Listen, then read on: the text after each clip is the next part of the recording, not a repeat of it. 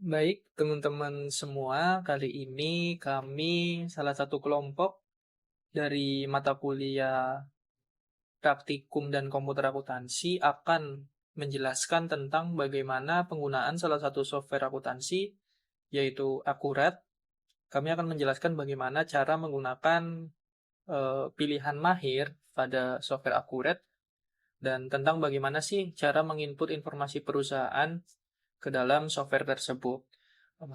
Namun, karena kali ini kita menggunakan pilihan yang mahir, maka perlu digarisbawahi bahwa ada beberapa hal yang harus dipersiapkan terlebih dahulu. Di antaranya adalah informasi lengkap ya, informasi detail dari perusahaan yang akan kita input. Berisi tentang informasi umum, yang diantaranya berisi identitas, kebijakan, dan lain-lain. Sampai daftar akun, dan di sini juga nanti ada akun neraca atau laporan keuangan neraca. Terus juga ada daftar customer dan saldo piutang. Terus ada daftar supplier dan saldo hutang. Dan juga ada daftar produk dan nilai persediaan. Sehingga kita harus benar-benar menyiapkan data secara detail, teman-teman, karena kita menggunakan pilihan mahir. Dan yang kedua, data yang berupa tabel, contohnya adalah laporan keuangan ini berupa neraca saldo, itu kita harus buat di dalam bentuk Excel, teman-teman.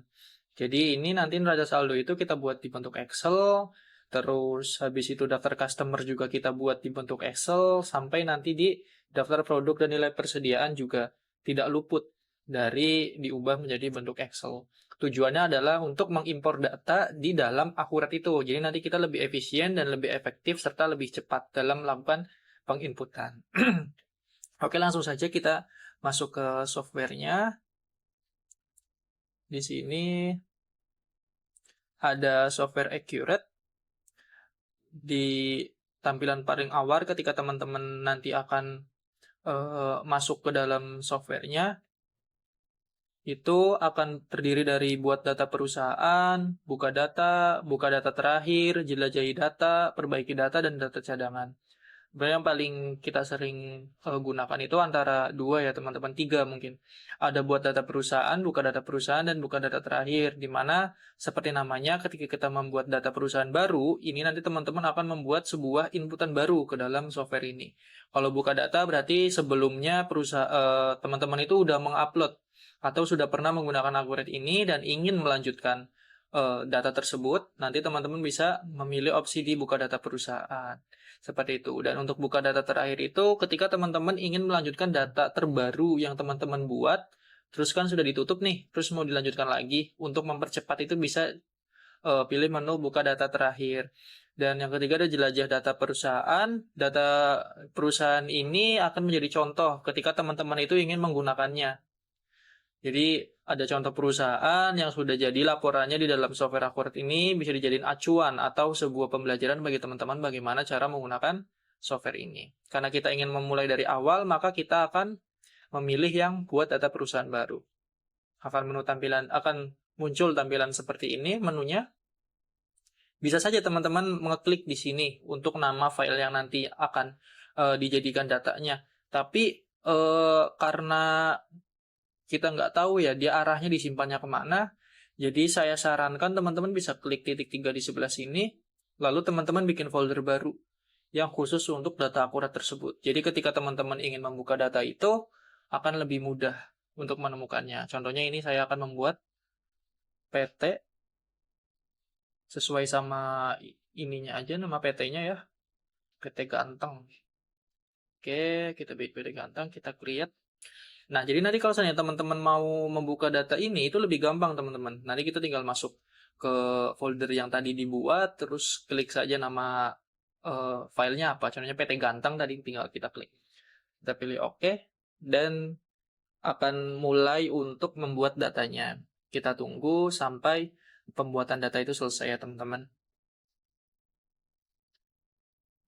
Nah, jadi teman-teman itu kalau seandainya mau membuat data di Akurat, saya sarankan seperti tadi ya teman-teman, jangan lupa dibuat foldernya terlebih dahulu, baru filenya itu dibuat. Jadi ketika nanti ingin melanjutkan tugasnya atau ingin melanjutkan penginputan, itu lebih mudah untuk mencari filenya, seperti itu. Oke, kita tunggu sampai selesai untuk pembuatan filenya.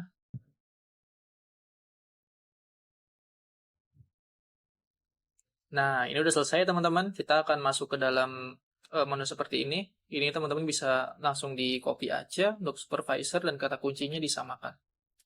Kita klik enter atau OK sama saja dan kita akan masuk ke bagian paling awal dari software Accurate ini. Dimana ini merupakan bagian dari persiapan singkat. Teman-teman bisa menemukannya juga di bagian sini, persiapan, terus persiapan singkat ya. Nah, di sini kita ingin memilih bahasa terlebih dahulu untuk melanjutkan ke penginputan. Kita pilih bahasa Indonesia, kita lanjut. Nah, seperti yang saya jelaskan di awal bahwa terdapat dua tipe persiapan di Accurate ini. Yang pertama persiapan standar digunakan bagi teman-teman yang baru, sangat-sangat baru menggunakan software Accurate ini dan ingin mencoba dulu dasar-dasarnya, terus Accurate ini secara umum itu bagaimana. Nanti teman-teman bisa menggunakan persiapan standar ini. Nanti akan diarahkan oleh Accurate-nya tentang akun-akun apa saja yang harus diisi dan bagaimana cara pengisiannya. Namun ketika teman-teman ingin memasukkan data perusahaan yang memang sudah memiliki data yang secara detail, terus sudah menguasai akurat ini dengan cukup baik, nanti teman-teman bisa menggunakan yang persiapan mahir ini. Seperti yang akan kami contohkan pada kesempatan kali ini, kami akan menggunakan persiapan mahir. Kita pilih persiapan mahir karena kami juga sudah menyiapkan datanya berupa data perusahaan secara detail dan data-data Excel-nya ya. Kita lanjut.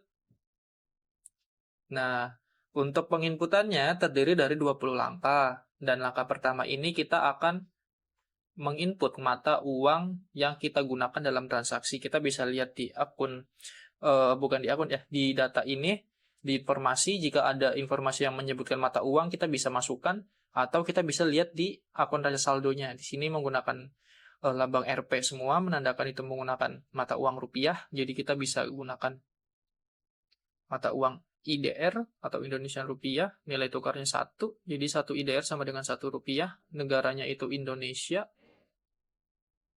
terus habis itu simbolnya itu Rp. Nah, kalau seandainya teman-teman ternyata di sini memiliki mata uang lain seperti dolar, bisa nih diisi, tinggal klik bawah, apa ada kursor di laptop, atau di komputer, atau di isi teman-teman. Ini bisa diisi US dollar, terus nilai tukarnya berapa yang terbaru, terus negaranya, dan simbolnya apa. Namun karena kita hanya menggunakan mata uang Indonesia, maka kita isi satu saja. Habis itu kita lanjut setelah selesai. Nah, kita isi informasi periode perusahaan. Ini informasi perusahaan itu bagaimana. Kita isi nama perusahaannya yang ada di sini. Identitasnya kita isi. Di sini ada PT Ganteng. Kita isi PT Ganteng. Kita salin aja. Terus habis itu di sini juga ada alamatnya. Kita bisa isi alamatnya juga. Alamatnya di Jalan Karapitan. Kita bisa isi alamatnya di sini. Terus jangan lupa alamatnya ini diisi secara lengkap ya teman-teman, sesuai data yang ada di file masing-masing. Untuk nomornya juga jangan lupa, dan di sini di Bandung. Ini juga kita harus isi. Oke. Nah, untuk tanggal mulai tutup buku ini apa sih? Nah, tanggal mulai tutup buku bisa mengacu pada data neraca saldo yang teman-teman miliki. Di sini kita lihat data neraca saldo itu menunjukkan per 1 Desember 2024. Berarti kita tinggal isi sesuai itu aja. 1 Desember 2024. Untuk tahun fiskal kita isi 00 saja. Oke, dan yang lainnya kita biarkan saja ya seperti ini. Kita lanjut. Nah, di sini kita melanjutkan informasi perusahaan, namun ini adalah informasi pajak perusahaan. Kita isi dengan nomor fakturnya. Kita lihat di informasinya. Untuk nomor fakturnya ada kode seri faktur pajak ya. Ini yang CLKJ. Bisa kita salin aja. Terus kita langsung masukkan ke dalam akuratnya. Kita salin, kita tempel. Terus juga ada NPWP, kita cari di sini ada nomor NPWP dan NPPKP. Nomornya sama, ini kita bisa salin. Terus NPWP-nya kita paste, nomor pengukuran kita paste, tanggal pengukuhan PKP kalau seandainya tidak ada keterangan yang menjelaskan secara detail, kita biarkan saja. Untuk kode cabang itu mengarah apakah perusahaan yang kita input itu cabang, memiliki cabang atau merupakan bagian dari cabang. Karena di sini nggak ada keterangan yang menerangkan hal seperti itu, maka kita kosongkan saja. Nah, ini jenis usaha juga bisa kita lihat di informasi umum. Nah, ini perusahaan bergerak dalam bidang usaha jual beli peralatan kesehatan. Berarti kan ini termasuk perusahaan perdagangan. Bisa kita isi perdagangan. Nah, untuk clue SPT bisa juga kita lihat di sini. Clue SPT-nya itu bernomor 62534. Itu bisa kita isi juga 62534 sesuai yang ada di informasi umum perusahaan. Setelah selesai, kita bisa klik lanjut. Nah, ini merupakan bagian awal dari kita menginput neraca saldo yang ada pada data teman-teman semua. Karena daftar akun itu merupakan bagian dari neraca saldo atau nama lain itu neraca saldo ya, sama aja akun-akun yang akan kita gunakan itu akun apa aja sih. Namun di sini ada catatan bahwa mengisi saldo pada daftar akun ini itu semuanya bisa diisi kecuali tipe akun piutang, hutang, persediaan, sampai nanti penyusutan. Karena saldo awal dari akun-akun tipe akun tersebut itu akan diisi berurutan dari mulai pelanggan dan pemasok, terus ada persediaan dan aktiva tetap itu akan diisi secara berurutan, sehingga kita pada saat pengisian daftar akun ini tidak bisa mengisi akun tersebut nomor nilainya, nilai saldo awalnya. Jadi teman-teman nggak usah khawatir nih, misal di sini akun receivable teman-teman di datanya itu di neraca saldonya ada isinya, tapi ternyata pas di sini berubah menjadi 0, itu nggak usah khawatir karena memang di sini disebutkan bahwa akun-akun dengan tipe tersebut memang pengisiannya bukan langsung dari daftar akun, namun ada urutannya, ada tempatnya tersendiri. Oke, kita lanjut. Untuk di sini itu kita hapus semua ya, kecuali opening balance equity dan retained earning. Bisa kita klik kanan dan hapus, atau kita bisa menggunakan shortcut Ctrl Delete Enter. Enter, Ctrl Delete Enter, Enter, Ctrl Delete Enter, Enter. Lakukan juga untuk yang lain kecuali retained earning dan opening balance equity. Oke. Selesai. Nah, ini jangan lupa ya, untuk ekuitas saldo awalnya itu kita linkkan. Kita sambungkan untuk kita hubungkan dengan opening balance equity. Seperti itu. Dan akuntabelitahannya betul, retained earning. Nah, kita jangan klik lanjut. Karena ini datanya kan belum semua. Kita harus mengambil data sesuai dengan yang ada di neraca saldo. Kita bisa klik di sini untuk impor berkas. Kita klik tanda ini. Lalu kita akan diarahkan masuk ke file explorer kita. Kita masuk ke file Excel yang sebelumnya saya jelaskan di depan bahwa kita harus mengubah data yang terdapat pada file Word kita itu beberapa data ke dalam file Excel. Ini kita ganti ke Excel. Lalu kita gunakan file Excel yang ingin kita gunakan. Kita gunakan file Excel yang ini, terus kita klik Open. Setelah sudah, kita bisa pencet ambil data. Oke, kita tunggu. Nah, ini proses ambil datanya sudah selesai. Ketika sudah seperti ini, teman-teman bisa melakukan penghapusan pada bagian paling atas. Jadi ini bagian paling atas harus kita hapus ya. Bagian paling atas kita hapus. Oke.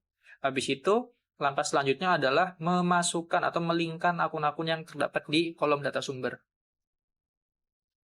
Yang pertama nomor akun, kita menggunakan nomor akun. Terus nama akun, kita menggunakan nama akun. Kita samakan aja teman-teman. Sini, terus type akun atau tipe akun. Nah, ini ada definisikan juga, ini sesuai aja, kas dan bank. Akun receivable itu apa, akun piutang, ya kan? Inventory itu apa, terus other current asset. Ini kan kita dari bahasa akuntansinya ya, menggunakan diterjemahkan ke dalam bahasa Indonesianya. Atau kita melingkan, istilahnya menghubungkan akun-akun yang terdapat di data sumber itu ke definisinya ke data kita itu kemana. Nah, ini ada fixed asset itu kan aktif tetap. Terus kita ke bawah lagi, ada accumulated depreciation atau akumulasi penyusutan. Terus ada akun payable atau akun hutang. Ya, akun hutang. Oke. Terus ada other current liabilities atau hutang lancar lainnya. Oke. Ada long term liabilities atau hutang jangka panjang lainnya. Terus ada equity. Equity itu apa? Ya, betul. Equity itu adalah ekuitas. Oke, selanjutnya ada revenue atau pendapatan. Kita bisa klik saja pendapatan. Terus ada COGS atau cost of goods sold atau harga pokok penjualan. Terus ada expense, expense itu beban ya. beban, terus habis itu kita ke bawah lagi, ada other income. Other income itu pendapatan lain-lain ya. Dan other expense adalah beban lain-lain. Kita bisa isi di beban lain-lain. Di sini. Nah, setelah sudah, kita bisa cek lagi apakah sudah semua dan ternyata sudah sampai bawah, kita oke. Kita lanjutkan, ada di sini, masih ada belum di linkkan mata uang. Karena mata uang kita cuma satu, maka kita definisikan saja ke IDR. Oke. Selanjutnya ada opening balance. Opening balance itu saldo awal. Kita bisa klik di sini, kita saldo awalkan. As of balance itu saldo per tanggal. Lalu ada parent akun itu akun induk. Kita klik ke bawah, apakah sudah selesai? Ya, sudah selesai. Berarti ini kita sudah selesai memasukkan kolom data sumber ke definisi kolom yang kita sediakan. Yang selanjutnya kita lakukan adalah impor data di sebelah kanan bawah. Kita klik. Kita tunggu sampai semua data terimpor ya. Ada 84 kita lihat. Nah, kita sudah berhasil mengimpor 84 data dengan 0 kegagalan. Oke. Selanjutnya kita belum bisa lanjut ya teman-teman karena di sini ada beberapa hal yang harus kita hapus. Kadang ada akun-akun yang double yang telah disediakan oleh Akurat. Di antaranya ini akun receivable ya. Kita sudah menggunakan akun receivable di sini, tetapi ada yang dibuatkan oleh Akurat. Ini kita hapus nggak apa-apa, biar tidak terjadi tumpang tindih. Oke. Selanjutnya itu biasanya ada akun payable teman-teman. Tapi kita cek ya. Oke, aman. Nah ini kita sudah menggunakan akun payable, tapi di sini ada lagi akun payable. Ya, jadi kita bisa hapus saja akun payable ini. Kita hapus. Oke. Oke. Nah, selanjutnya ada akun opening balance equity. Tadi kan kita kan menyisakan dua akun ini. Kita cek apakah di neraca kita itu ada akun opening balance equity juga. Ini biasanya berkaitan dengan modal ya. Angka depannya 3. Ini berarti akun-akun ekuitas. Di sini hanya satu opening balance equity, berarti emang di neraca kita itu tidak ada. Dan yang kedua dari retained earning. Nah, ternyata di sini juga ada retained earning, teman-teman, dan sudah ada saldonya. Yang harus kita lakukan apa? Memindahkan saldo yang ada di neraca ke retained earning yang telah disediakan oleh Akurat. Namun kita harus lihat dulu. Data retained earning, modal, saldo awal dari ekuitas itu adalah kredit. Jadi harus kita lihat di sini. Ya, betul sekali, retained earning berada di kredit. Jika ada di kredit, maka di sininya harus berbentuk minus. Berarti retained earning di sini kita harus isi minus 106 juta. Kita enter. Nah, setelah sudah, baru kita boleh hapus yang akun retained earning ini, yang sebelumnya. Kita hapus. Nah, setelah itu baru telah selesai ya, kita membenarkan akun-akun yang ada di sini. Nah, teman-teman pasti bingung kan, kok yang di sini kredit kan harusnya kan minus, tapi kenapa di sini tiba-tiba berubah jadi plus gitu ya. Contohnya ada akun-akun yang ekuitas ini kan common stock juga termasuk bagian dari akun ekuitas ya, karena dia bernomor depan 3. Cara cepat untuk mengetahui akun itu termasuk golongan apa, yang nominalnya 1 miliar 500 itu. Coba kita lihat di sini common stock, ya betul ya, 1 miliar 580 juta itu berada di sisi kredit. Ya, di sisi kredit itu berarti kan harusnya minus. Nah, teman-teman nggak usah khawatir, nggak usah dipedulikan terlebih dahulu. Yang penting akun-akun yang ingin kita gunakan itu sudah terinput semua di dalam data sini. Nanti kita akan jelaskan di bagian akhir setelah kita selesai melakukan 20 langkah. Nanti kita akan bantu untuk cara bagaimana sih mengubah agar sesuai dengan neraca saldo. Nah, setelah selesai kita bisa klik lanjut. Nah, di bagian ini kita akan melingkan akun-akun yang ada di sini dan didefinisikan. Nah, ketika teman-teman menggunakan dua mata uang, biasanya di sini ada dolar juga atau akun-akun dari negara lain yang dipergunakan dalam perusahaan. Namun karena kita menggunakan rupiah saja, maka hanya satu. Kita langsung saja akun hutang itu ada akun payable, ya.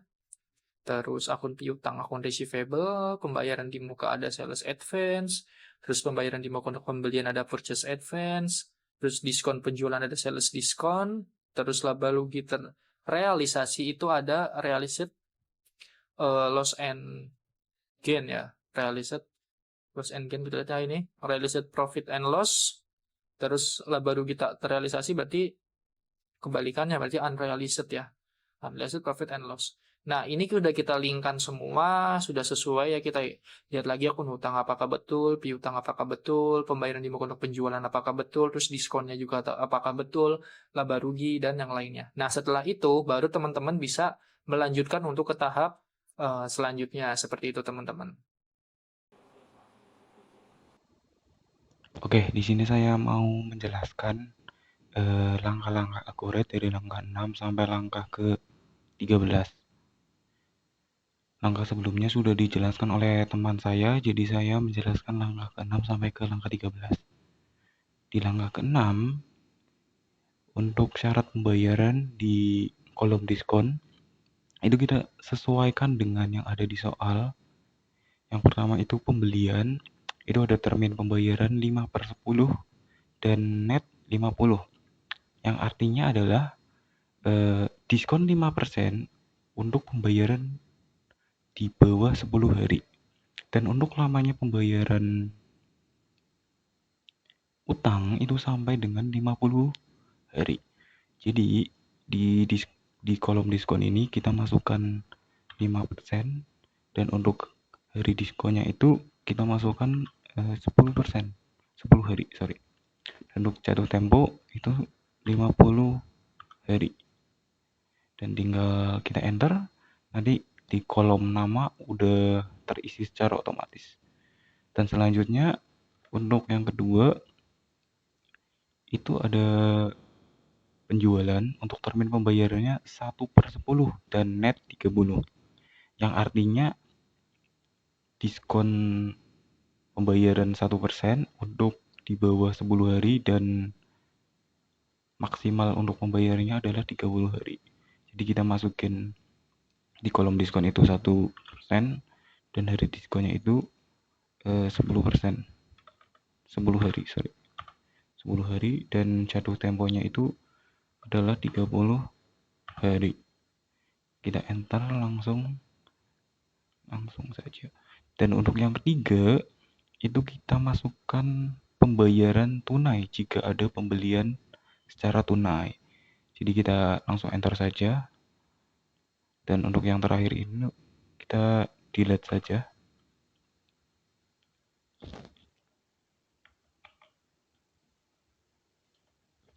Kita hapus karena sudah tidak dibutuhkan. Jadi sudah. Dan untuk kolom pajak ini kita isi dengan T untuk kode dan namanya adalah pajak pertambahan nilai.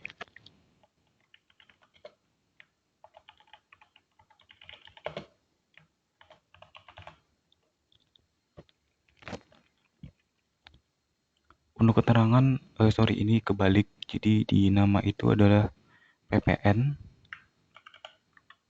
sedangkan untuk keterangannya adalah pajak pertambahan nilai.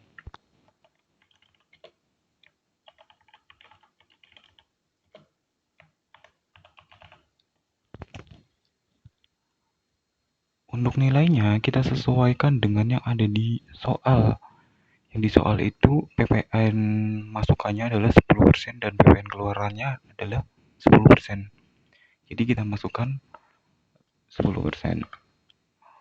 Untuk pajak penjualan itu kita masukkan PPN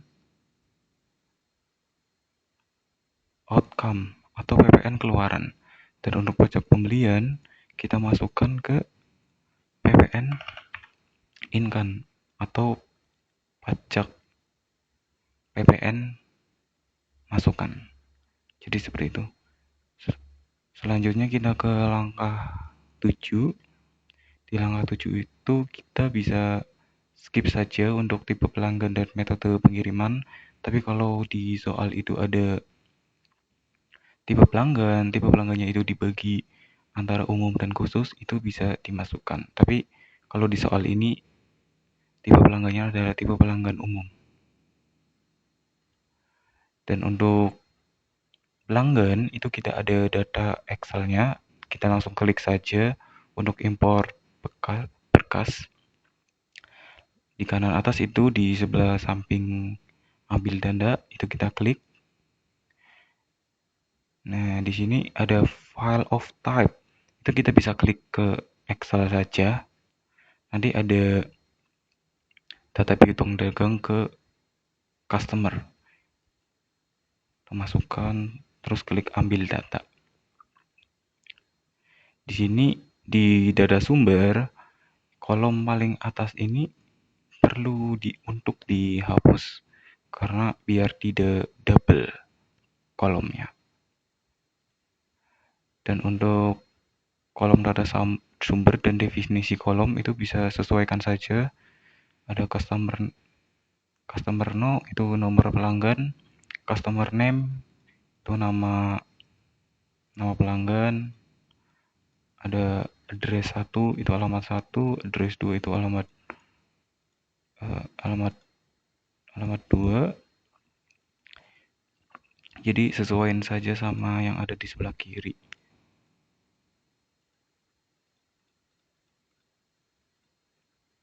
Untuk city itu kota,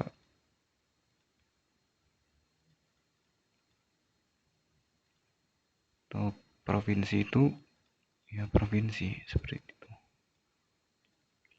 Untuk zip code itu kode pos, dan untuk country itu negara, dan nomor telepon fax itu nomor fax mili. Jadi kita isi nomor fax mili, dan kontak name itu nama kontak, email itu kita masukkan ke email, first tag itu adalah pajak pertama, dan ini ada definisi, kita isi saja dengan PPN seperti itu, sesuaikan saja ya. Untuk tax number itu nomor pajak. Untuk credit limit itu ada batas piutang.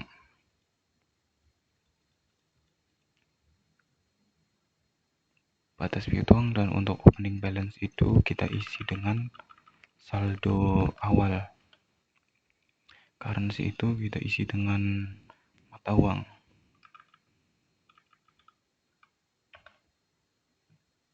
Nah, untuk definisi kita sesuaikan saja. Dan di term itu kita isi dengan syarat,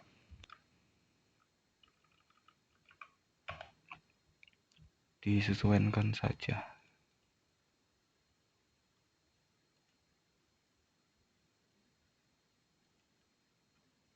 Untuk customer type itu tipe pelanggan, sesuaikan saja juga. Dan untuk TKL invoice itu kita masukkan ke catatan, dan setelahnya invoice nomor opening balance itu kita masukkan ke saldo awal, nomor faktur saldo awal. Selanjutnya make sure sudah terisi semuanya. Jadi setelah itu kita klik import data itu di pojok kanan bawah, dan 4 data terimport. Kalau sudah diisi, kita bisa lanjut ke langkah selanjutnya, langkah 9, dan di sini kita memakai Excel lagi. Jadi kita klik saja, hampir sama seperti tadi. Ini kita klik Excel untuk filenya, dan ada data hutang ke vendor. Udah, setelah itu kita klik ambil data, dan seperti biasa untuk kolom yang paling atas itu kita hapus. Dan untuk definisi kolom kita sesuaikan saja seperti sebelumnya, nomor pemasok, nama pemasok, alamat 1, alamat 2 gitu.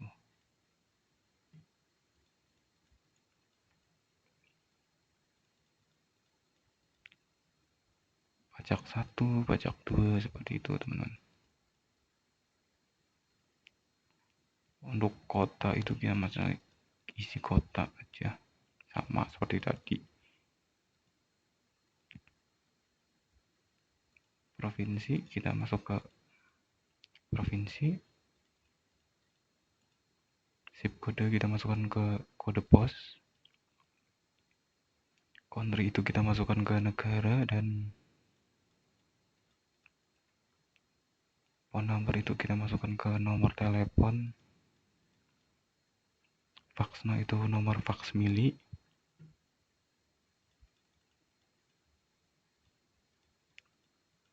Kontak person itu nama kontak. Untuk first tag itu pajak pertama seperti tadi. Ini kita sesuaikan saja definisinya. Kita klik OK. Untuk tax number itu nomor pajak, opening balance itu saldo awal mana di bawah. Nah, untuk currency itu mata uang.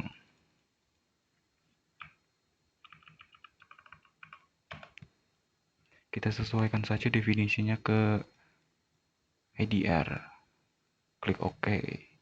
Invoice nomor opening balance itu faktur saldo awal. Termin itu syarat.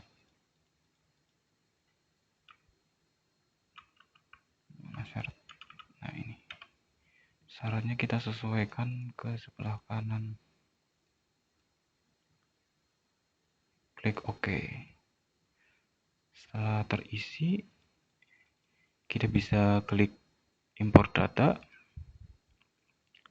dan 3 data terimport. Untuk 2 data gagal ini memang ada beberapa kesalahan di format Excel-nya, jadi sebenarnya ini aman saja, teman-teman. Dan setelah itu kita klik lanjut. Karena ini perusahaannya adalah perusahaan jual beli peralatan kesehatan, yang artinya adalah ini perusahaan dagang. Jadi untuk proyek dan daftar departemen itu kita skip saja, langsung lanjut ke langkah ke-11. Dan untuk gudang dan kategori barang kita tambahkan saja. Nama gudang bisa gudang induk.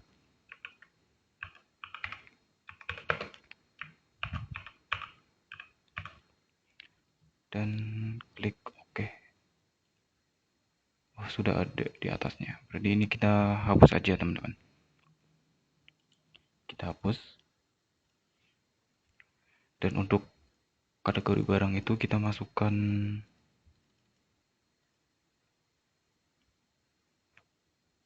sesuai dengan perusahaan. Itu perusahaan kita adalah perusahaan jual beli peralatan kesehatan. Jadi kita masukkan saja peralatan kesehatan.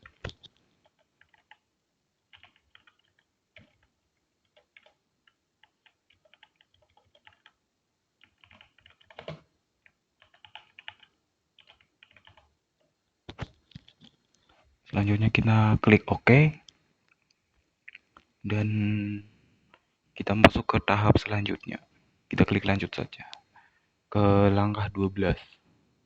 Untuk persediaan, kita masukkan merchandise inventory. Untuk penjualan kita masukkan ke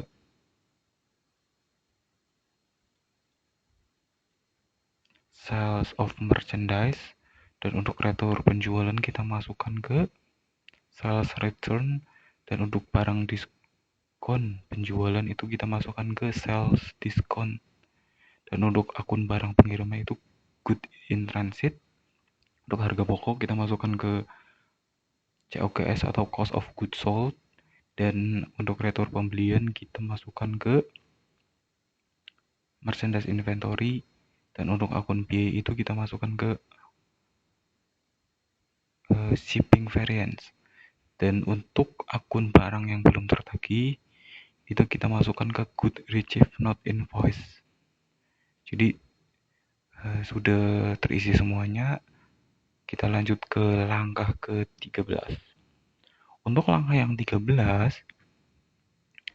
karena ini adalah perusahaan dagang, jadi tidak ada pesanan produksi, yang artinya adalah barang-barang kita itu adalah barang jadi semuanya. Jadi kita skip saja untuk langkah ke-13. Dan untuk langkah ke-14 ini akan dijelaskan oleh teman saya Kita akhiri saja untuk langkah 6 sampai langkah ke-13. Oke teman-teman, di sini saya akan melanjutkan step yang sudah rekan saya jelaskan. Saya akan melanjutkan step 14 sampai dengan step 20. Oke, langsung saja. Pada step 14 ini, di sini tertera metode rata-rata dan metode FIFO. Nah, di sini kita pilih metode rata-rata karena sesuai dengan ketentuan yang dosen berikan. Kemudian kita klik lanjut. Nah, muncul data persediaan seperti ini. Nah, pada langkah ini kita masukkan file Excel barang persediaan. Dan kebetulan saya sudah bikin file Excel-nya, jadi tinggal dimasukkan saja. Nah, buat teman-teman yang belum bikin file Excel-nya, di sini juga bisa input manual, tetapi tentu saja memakan banyak waktu. Baik, langsung saja kita klik datanya, import data, kita ubah dulu ke Excel, kemudian kita klik persediaan, kemudian klik ambil data.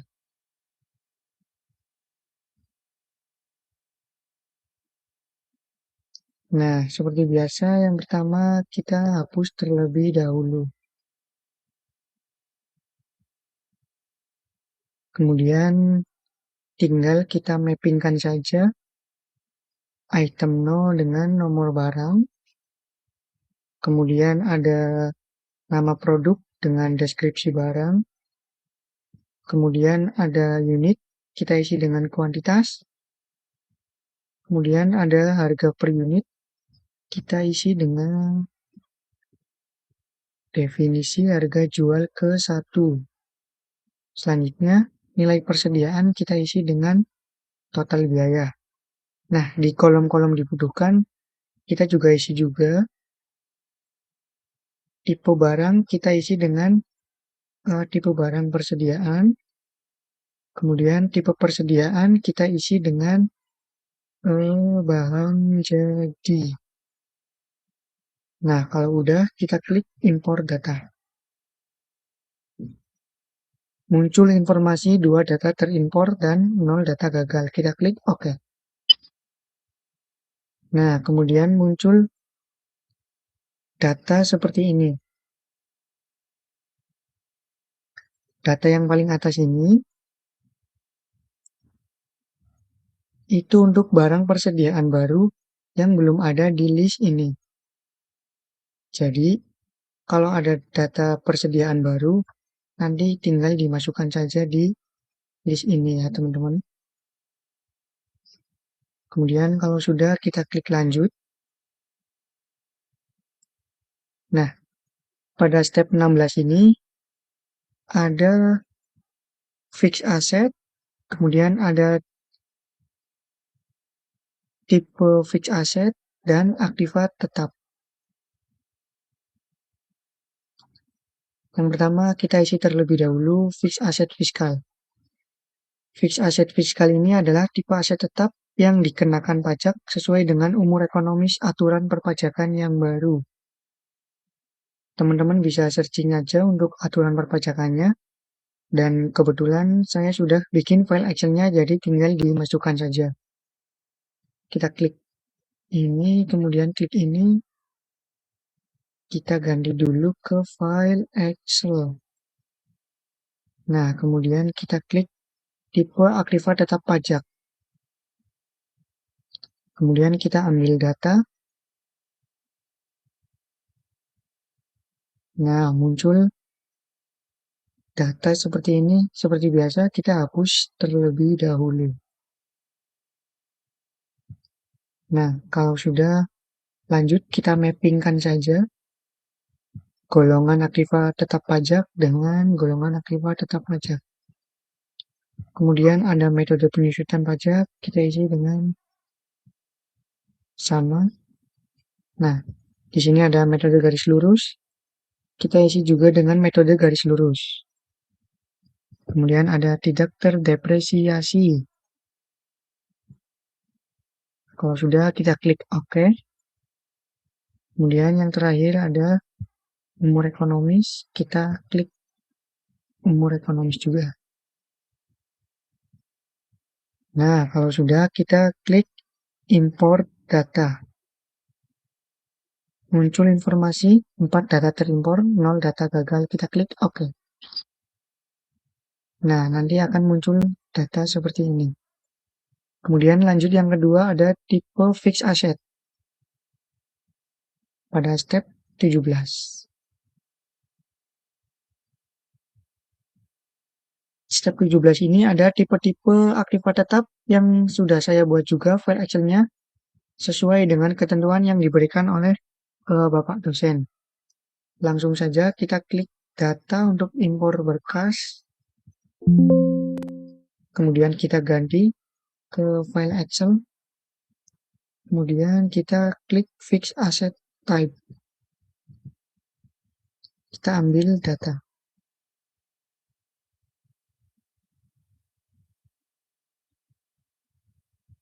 Nah, kita hapus terlebih dahulu seperti biasa.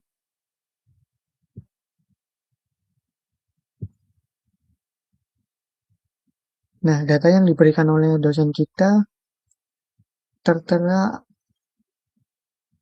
aktiva tetapnya yaitu ada tanah, bangunan, dan juga ada peralatan, kemudian ada kendaraan. Kemudian kita langsung saja mappingkan saja tipe aktiva tetap dengan tipe aktiva tetap. Kemudian yang kedua ada tipe aktiva tetap pajak dengan golongan tipe aktiva tetap pajak. Lanjut ke tidak disusutkan. Tinggal disamakan saja ya teman-teman. Bangunan permanen. Kemudian golongan 2 garis lurus. Golongan 1 garis lurus. Kemudian kita klik OK. Nah, kalau sudah seperti ini, kita klik import data. Muncul informasi 4 data terimpor, 0 data gagal. Kita klik OK. Nah, nanti akan muncul data seperti ini. Kemudian lanjut di step 18. Ini ada daftar aktiva tetap yang tercantum pada ketentuan yang Bapak dosen berikan. Dan saya juga udah buat file Excel-nya, jadi tinggal kita masukkan saja dan klik di sini. Seperti biasa, kita ganti terlebih dahulu ke file Excel. Kemudian kita klik data fixed asset. Kemudian ambil data. Nah, nanti akan muncul data seperti ini. Kita hapus terlebih dahulu. Seperti biasa. Nah, di sini ada keterangan-keterangan yang nggak perlu, kita hapus saja.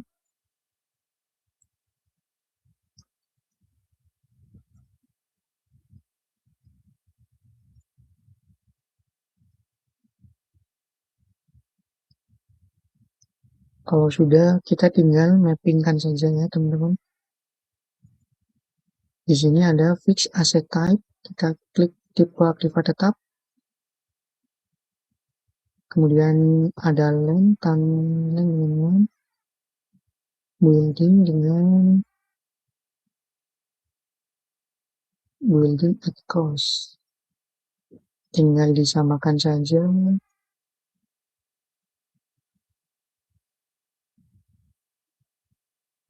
Kalau sudah, kita klik OK.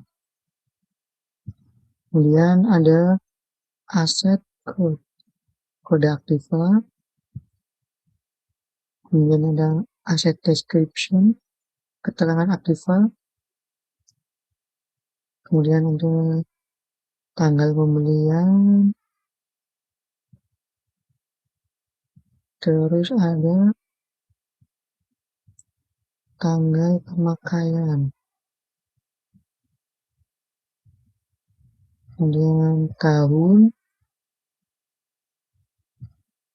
bulan.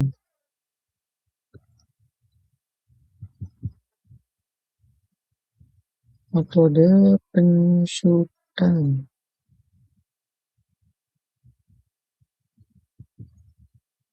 Non-depresiasi, tidak terdepresiasi, dan straight line method, metode garis lurus. Kemudian kita klik OK, lanjut, aset account, akun aktiva. Kita klik, tinggal samakan saja seperti biasa.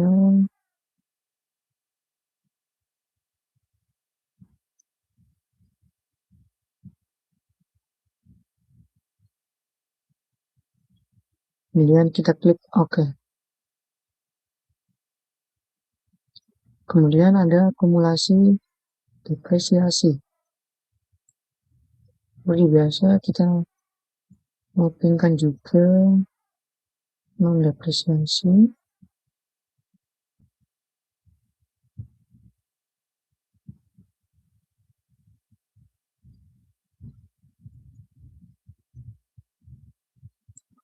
Equipment akumulasi depresiasi.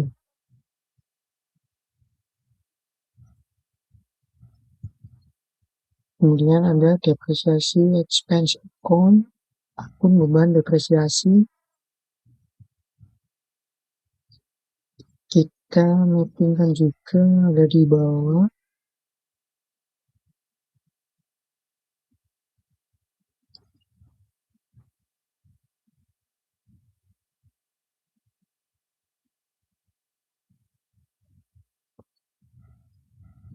Vehicle. Yang terakhir ada equipment depreciation expense. Kemudian kita klik OK. Masih lanjut, ada expenditure, sumber dana. Kemudian ada nilai residu. Expenditure account, ada akun sumber dana.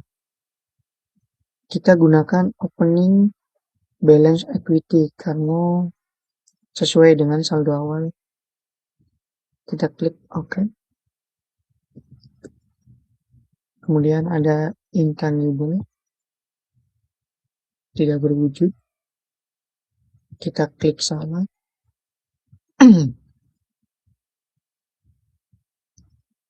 Dan kemudian ada fiscal fixed asset, aktiva tetap pajak. Kita klik benar. Oke. Kemudian ada quantity sama dengan kuantitas. Nah, kalau sudah seperti ini, kita tinggal klik import data. Nah, muncul informasi 4 data terimpor dan 0 data gagal. Kita klik OK. Nah, nanti akan muncul data-data seperti ini. Lengkap beserta dengan nilai-nilainya, nilai residu, nilai opening balance equity-nya. Ada semua. Kemudian lanjut. Nah, di step 19 ini ada neraca percobaan. Ini kita skip saja ya. Klik lanjut. Step ke-20 sudah selesai. Klik lanjut. Kemudian ya sudah selesai. Selamat. Sekarang Anda siap menggunakan Accurate. Kita klik selesai. Baik, teman-teman, setelah kita melalui 20 langkah dalam menginput data awal, kali ini kita akan memasukkan saldo depresiasi. Nah, dalam Accurate ini, saldo depresiasi itu tidak bisa diinput langsung ya. Jadi kita harus melalui proses yang namanya proses akhir bulan. Nah, proses akhir bulan ini dapat teman-teman lakukan di menu buku besar, di penjelajah buku besar. Lalu teman-teman bisa pilih proses akhir bulan. Nah, untuk proses akhir bulan ini ada beberapa pilihan. Di periode ini teman-teman bisa mengisi bulan saat depresiasi itu dilakukan. Jadi depresiasi kan biasanya ada kebijakan yang melakukannya di setiap akhir bulan. Jadi, misal teman-teman itu memiliki data neraca saldo itu per 31 November. Nah, teman-teman bisa pilih November, terus tahunnya disesuaikan. Nah, jika kasusnya seperti saya, di akun saya itu periodenya 1 Desember 2024. Sedangkan harusnya itu bulan terakhir ya untuk melakukan penyusutan. Sehingga kita harus menggantinya ke bulan sebelumnya, yaitu bulan November dengan mengklik tanggal mulainya itu menjadi 30 November 2024, lalu klik OK. Setelah selesai, nanti teman-teman bisa melanjutkan proses akhir bulan, disesuaikan setiap akhir bulan. Misal tadi 1 Desember dan kita menggunakannya November, berarti kliknya November ya. Karena kita penyusutan atau depresiasi itu setiap akhir bulan. Diklik, terus tahunnya diubah, lalu klik OK. Berhubung saya sudah melakukannya dan tidak sempat terrecord, maka saya menjelaskan langkah-langkahnya saja ya. Ketika teman-teman sudah melakukan hal tersebut, langkah selanjutnya teman-teman bisa ngecek di buku jurnal umumnya, lalu klik tanda panah hijau di pojok kiri atas, bisa diklik dan dilihat bahwa telah terjadi penyusutan atau akun depresiasi. Nah, mungkin teman-teman ada yang mengalami kalau seandainya depresiasinya ternyata tidak sesuai dengan apa yang terdapat di dokumen. Nah, berhubung kita menggunakan metode garis lurus, di mana setiap penyusutan itu nilainya sama, dan biasanya itu perbedaan sedikit angka itu disebabkan karena penggunaan aktiva yang tidak sesuai tanggal pembeliannya. Misal ini 35.500, di sini 36.25, ada selisih sekitar 125.000. Itu bisa diakibatkan karena perusahaan membeli misal tanggal 1 Januari namun baru digunakan pada pertengahan bulan. Seperti itu ya teman-teman. Nah, untuk yang menggunakannya pas saat tanggal pembelian, contohnya yang 10 juta ini di vehicle accumulate, itu biasanya nominalnya sudah sama ya, 10 juta. Dan ini juga ada 43 juta untuk equipment accumulated, itu hanya 42.994 sekian. Nah, ini adalah menggunakan metode garis lurus dan kelemahannya memang seperti itu. Terkadang memang tidak pas, namun hanya selisih sedikit saja teman-teman. Seperti itu.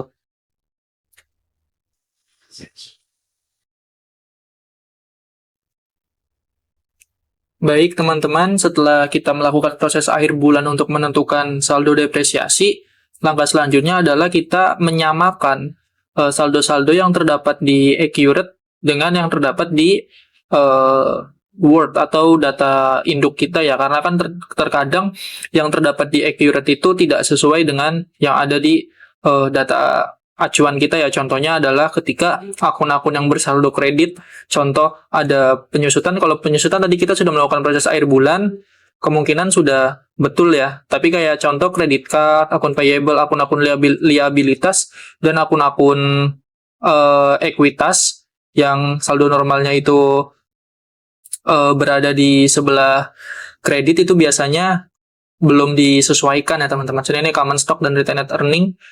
Coba kita lihat nanti di akuratnya. Nah, caranya bagaimana? Caranya teman-teman itu masuk ke bagian daftar, ya, di bagian daftar atas ini, lalu masuk ke daftar akun. Nah, ini kan sudah ada nih, kita kecilkan dulu supaya lebih mudah. Kita kecilkan lagi, ya, kayak gini ya kurang lebih. Nah, ini kita bisa cocokkan teman-teman. Contoh cash in bank dan petty cash. 276.120 dan 6 juta. Coba kita lihat. Nah, di sini nominalnya sama ya, 276.120 untuk cash in bank dan petty cash 6 juta. Nah, ini sudah sama, berarti tidak perlu kita cross check. Akun receivable 110 juta, kita bisa mengeceknya lagi. Akun receivable betul 110 juta. Lalu ada purchase advance. Purchase advance itu akun yang baru kita masukkan ya untuk melakukan transaksi uang muka. Jadi kemungkinan besar memang tidak ada nominalnya. Lalu ada merchandise inventory sebesar 164 juta. Kita bisa cek juga untuk merchandise inventory. Lalu betul 164. Nah, biasanya itu akun-akun yang berbeda itu akun-akun yang berada di sebelah kredit, teman-teman. Kita bisa lihat contoh akun bernomor 2. Ya, di sini ada akun-akun liabilitas, akun payable, tapi karena kita memasukkan pemasok ya, jadi ini sudah betul 154, kita bisa cek untuk akun payable. Ya, 154 di sebelah kredit ini sudah betul. Selanjutnya kita coba lihat akun yang lainnya seperti PPN outcome juga sudah betul. Nah, ini akun di credit card. Ternyata credit card itu saldonya masih bersaldo positif ya, tidak ada tanda kurungnya. Nah, kita bisa lihat kredit card, padahal kredit card itu bersaldo di kredit. Berarti kita harus memasukkannya ke dalam saldo kredit ya. Caranya bagaimana? Baik, caranya adalah teman-teman bisa mengarahkan kursor di akun yang ingin diubah. Contohnya ini di kredit card, kita klik 2 kali. Nanti akan muncul tampilan seperti ini ya. Nah, di bagian saldo awal ini, teman-teman bisa klik 0 dulu. 0, setelah itu pencet tab di komputer atau laptop, tab, sampai menu OK, kita klik OK. Nah, habis itu kita perbarui. Nah, otomatis kan saldonya kan 0 ya teman-teman. Nah, setelah saldonya 0, kita bisa klik lagi. Nah, kita isi saldonya itu sesuai dengan yang ada di ini, untuk kredit card. Ya, kredit card itu saldonya 8.400.000. Kita bisa sesuaikan 8.400.000. Habis itu kita enter. Lalu kita enter lagi, kita enter. Nah, ini langsung kita OK. Nah, ini kita batalkan saja. Lalu kita perbarui. Nah, otomatis saldo dari utang lancar kredit card ini sudah sesuai dengan yang terdapat pada acuan. Contohnya ini 8.400.000 di sebelah kredit. Ini juga 8.400.000, tanda kurung menandakan dia ada di sebelah kredit. Seperti itu teman-teman. Jadi caranya adalah dengan diklik 2 ya. Kita contohkan lagi, contoh di accrued expense. Coba kita lihat, ini masih bagian dari akun hutang lancar lainnya ya, atau current liabilities. Kita coba lihat untuk accrued expense. Sama teman-teman, ini ada di sebelah kredit ya, di sisi kredit. Namun di sini masih positif. Sama, kita klik 2 kali. Oke, setelah kita klik 2 kali seperti tadi, kita nolkan dulu, lalu kita tab, terus kita klik OK, dan kita perbarui. Nah, setelah kita perbarui, kita klik lagi akun accrued expense ini. Klik 2 kali. Nah, untuk ini, kita isi sesuai yang ada di data acuan. Sejumlah 2.600.000. Kita klik 2.600.000. Kita enter. Kita klik OK. Dan kita perbarui lagi. Ini kita batal lagi ya. Batal, lalu kita perbarui. Nah, akunnya sudah sesuai ya. Di sebelah kredit. Nah, teman-teman bisa melakukan hal yang sama untuk akun yang lain yang masih belum sesuai dan bisa diisi sesuai dengan data acuan teman-teman semua. Jadi seperti itu ya teman-teman. Baik teman-teman, setelah kita melalui berbagai macam cara untuk menginput data perusahaan kita ke dalam akurat, kita tiba di bagian akhir, yaitu melihat apakah data kita sudah benar atau belum ya. Caranya kita bisa melihat di daftar laporan. Di bagian laporan, lalu ada daftar laporan, kita klik buku besar, lalu kita klik neraca saldo klasik. Kita tunggu.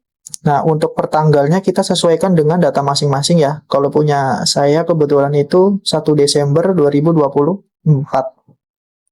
Oke, setelah sudah kita klik OK. Nah, ini datanya kita bisa lihat di bagian paling akhir. 3439280 dengan 3439399. Nah, itu kan ada selisih ya teman-teman. Nah, kita bisa cari selisihnya. Kita coba 3439 444, kita kurang dengan yang terdapat di Word. Di Word itu 3439, kita klik di sini, 3439, 280. Nah, kita lihat selisihnya berapa? 119.444. Nah, sebetulnya selisih ini tuh ada di opening balance equity. Jadi yang perlu teman-teman ketahui bahwa sebetulnya akun opening balance equity ini ketika teman-teman memasukkan saldo dari perusahaan itu harus 0 teman-teman, tidak boleh ada angkanya. Namun karena tadi kan kita ada di akun depresiasi itu kan ada selisih ya. Karena ternyata menggunakan garis lurus dan perusahaan itu menggunakan aset tetapnya itu tidak sesuai dengan tanggal pembeliannya. Jadi setelah tanggal pembelian beberapa bulan baru digunakan atau beberapa hari. Misal tanggal 1 Januari baru digunakan pertengahannya. Jadi ada selisih. Nah, selisihnya berapa sih? Di sini kan 30.625 ya untuk yang building. Kita lihat di sini building. Di sini building itu harusnya kita lihat akumulasi depresiasinya 30.500. Jadi kita bisa hitung 30.625 dikurangi 30.500. 125.000 ya. Ada 125.000. Dan yang kedua itu ada di sini. 140 100 yang kita depresiasi selanjutnya adalah depresiasi di bagian ini teman-teman. Equipment akumulat 42.994. Ada di sebelah sini di equipment accumulate debt itu 42.994. Seharusnya adalah 43 ya. Di sini ada 43 juta. Nah, kita cari. Kita lihat apakah betul 43 juta kita kurangi dengan ini 42 99444,44. Nah, kita kurangi. Nah, hasilnya adalah 5,55556. Nah, tadi ini kan berarti kan kekurangan yang harus ditambahkan di sini ya, kan ini 43. Nah, kalau yang ini tadi kelebihan 125 karena harusnya 30.500 saja. Berarti ini tinggal kita kurangkan saja. Dikurangi dengan 125.000. Hasilnya sama ya. Selisihnya adalah 119.444 sesuai yang ada di opening balance equity. Jadi sebetulnya opening balance equity ini harusnya bersaldo 0 ya teman-teman. Itu menunjukkan bahwa penginputan yang kita lakukan telah benar. Namun karena di sini ada metode penyusutan yang